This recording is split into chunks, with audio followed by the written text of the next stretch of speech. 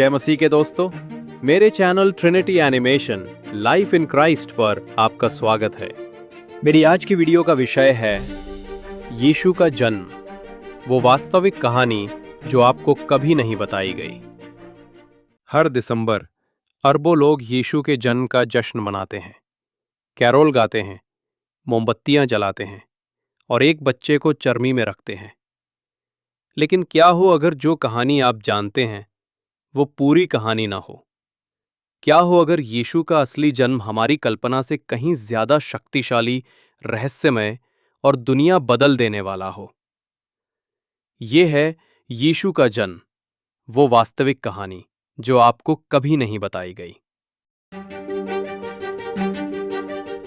यीशु से पहले की दुनिया। वो वर्ष बिल्कुल शून्य नहीं था। मसीह के आगमन की कोई उल्टी गिनती नहीं थी। दुनिया अंधकारमय थी, राजनीतिक रूप से विभाजित, आध्यात्मिक रूप से शुष्क और शक्तिशाली रोमन साम्राज्य द्वारा शासित। यहूदिया के छोटे से प्रांत में लोग एक उद्धारकर्ता, प्राचीन भविष्यवक्ताओं द्वारा वादा किए गए मसीहा के लिए तरस रहे थे।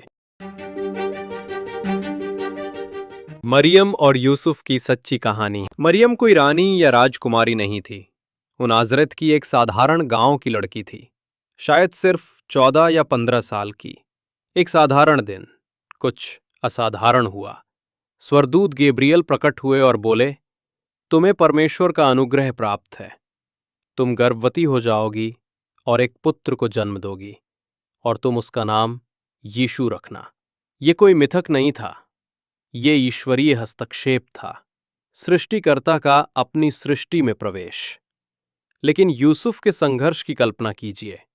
उसकी मंगेतर गर्भवती थी और वो पिता नहीं था।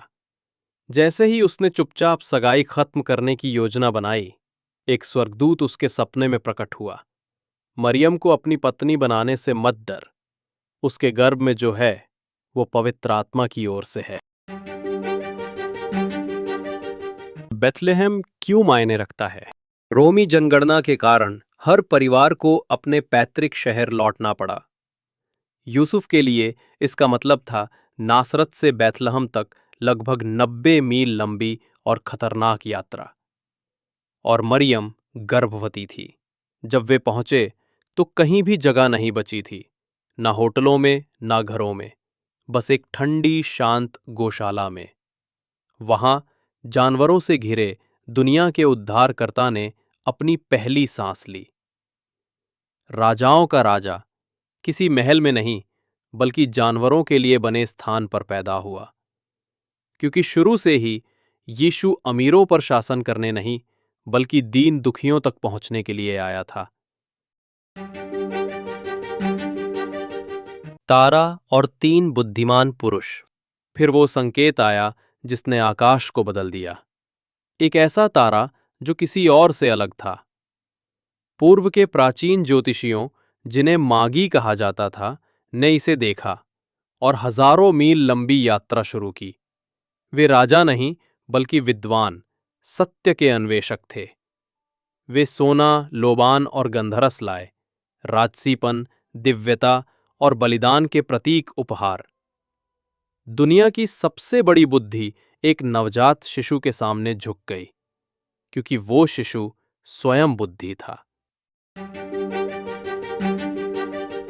कहानी के पीछे का असली संदेश। यीशु का जन्म सिर्फ एक मीठी क्रिसमस कहानी नहीं थी।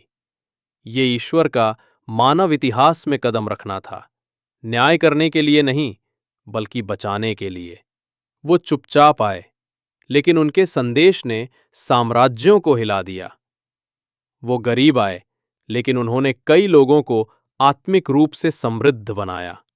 वो एक बच्चे के रूप में आए, लेकिन उन्होंने अनंत काल का भार उठाया। उसकी कहानी एक चरनी में शुरू हुई, लेकिन इसका अंत एक खाली कब्र और अनंत जीवन के वादे के साथ हुआ। तो इस क्रिसमस याद रखें, असली चमत्कार सिर्फ ये नहीं था कि यीशु का जन्म हुआ, बल्कि ये था कि उनका जन्म इसीलिए हुआ। वो आपके लिए आए। जहां दर्द है वहां आशा लाने के लिए, जहां अंधकार है वहां प्रकाश लाने के लिए, और जहां प्रेम नहीं है वहां प्रेम लाने के लिए। अगर ये कहानी आपके दिल को छू गई है तो इसे किसी ऐसे व्यक्ति के साथ साझा करें जिसे आज आशा की जरूरत है। मसीह के जीवन, शिक्षाओं और चमत्कारों के बारे में और कहानियों के लिए मेरे चैनल को सब्सक्राइब करें। और कभी ना भूलें, यीशु की कहानी बैथलहम में खत्म नहीं हुई, बल्कि वहीं से शुरू हुई। यीशु मसीह के अद्भुत जीवन की एक और कहानी के साथ मैं आपसे फिर मिलूंगा। तब तक के लिए जय मसीह की।